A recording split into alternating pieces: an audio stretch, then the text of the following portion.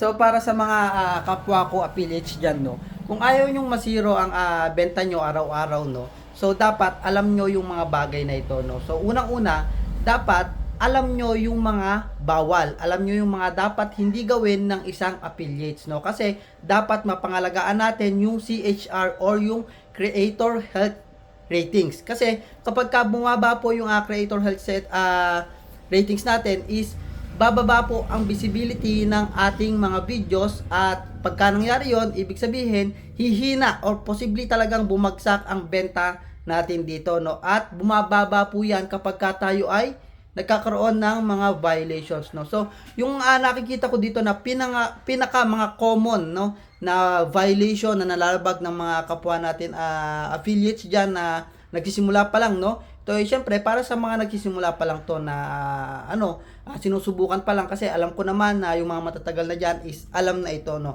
So, unang-una, syempre, dapat, kung gagawa ka ng video mo, dapat original mo, no. Sikapin mo na lahat ng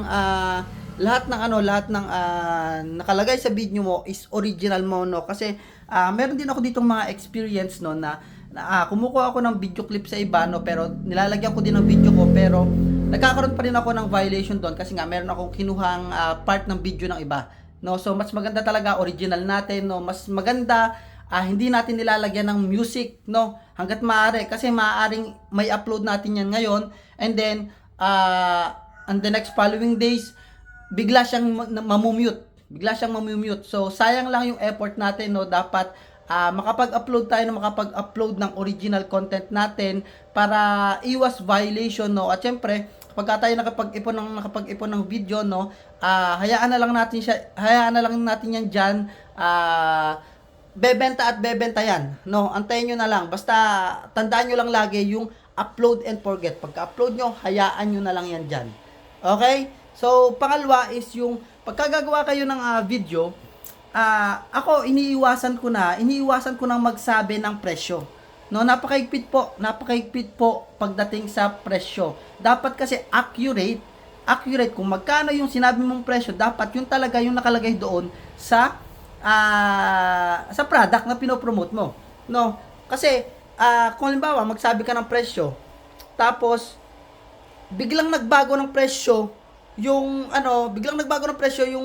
product, no, na pinromote mo, ay maaari kang magkaroon ng violation, kasi magiging misleading yon. Magiging misleading yung presyo, no. So ilang beses akong nayari diyan sa presyo na yan, kaya iniiwasan ko na ding magsabi ng mga presyo na yan. At syempre, isa pa is yung parang no movement siya na video. For example, yung product, yan, nilalagay mo, tinatapot mo lang sa cellphone mo, ginaganyan mo lang.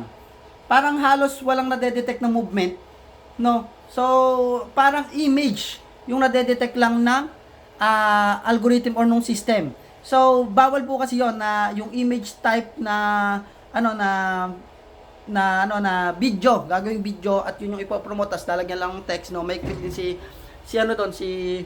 si TikTok, no? So, iwasan nyo yan hanggat maaari, may movement, no? May paggalaw sa paligid. At syempre, yung pagre-upload, no?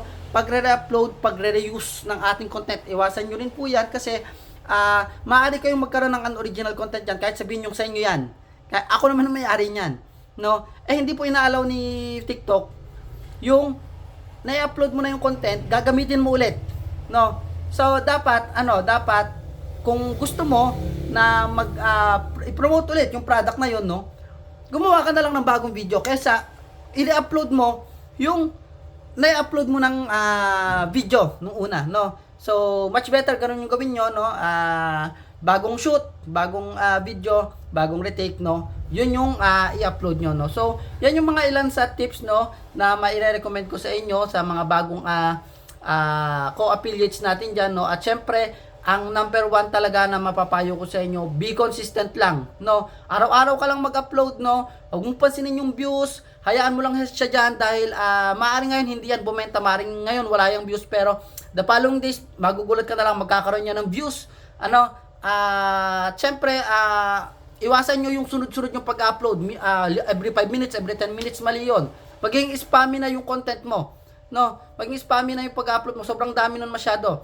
Ako, ang ginagawa ko, isang oras at time interval. Pag sinabi natin time interval, isang oras ang pagitan bawat isang video.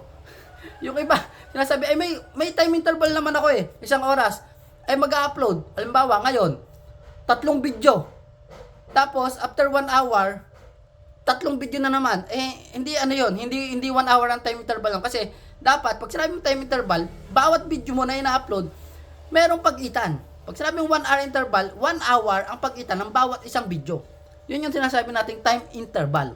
Okay? So, yan muna ang may papayo ko sa inyo. Kung gusto nyo pa ng more affiliate tips, ay huwag nyo kalimutang i-follow at i-like itong video na to.